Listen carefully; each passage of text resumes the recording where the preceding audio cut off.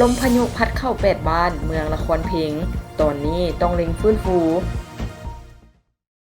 ในค่ำคืนของวันที่9เมษายนผ่านมานี้เวลา20:35 นาที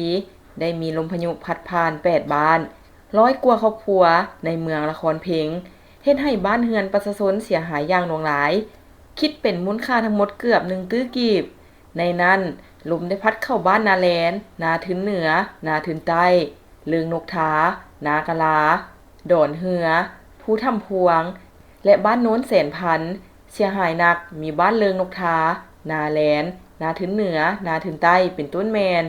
เฮือนซานเปเพสังกะสีเลิกออกและบางหลังคาเฮือนเสียหายหมดหลังมาฮอดวันที่18เมษายนนี้ท่านสมใจอุ่นจิตรองเจ้าแขวงสารวันประธานคณะกรรมการคุ้มครองภัยพิบัติขั้นแขวงพร้อมด้วยคณะได้ลงเคลื่อนไหวมอบเครื่องช่วยเหลือบรรเทาทุกข์และให้กำลังใจต่อครอบครัวที่ได้รับผลกระทบจากภัยพิบัติการลงมอบเครื่องช่วยเหลือให้พ่อแม่ประชาชนในครั้งนี้ประกอบมีวัตถุและเงินสดมูลค่าทั้งหมด40ล้านกว่ากีบในนั้นเป็นวัตถุมูลค่า31ล้านกว่ากีบคือสังกะสี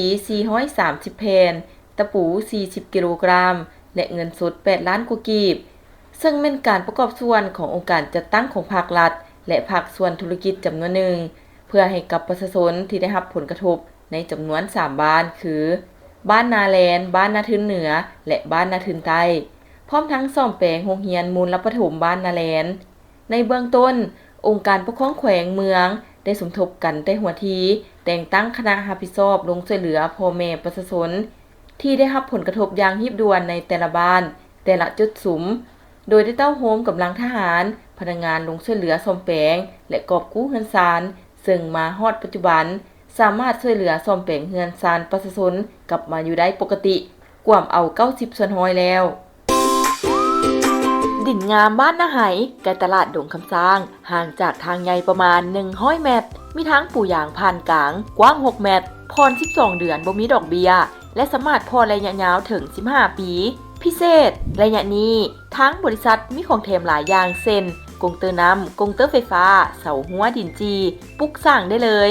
จ่ายครบมีใบตาดินครอบท้องให้พร้อมโทรเลย020 5992 6995 020 5504 3399 020 9563 4364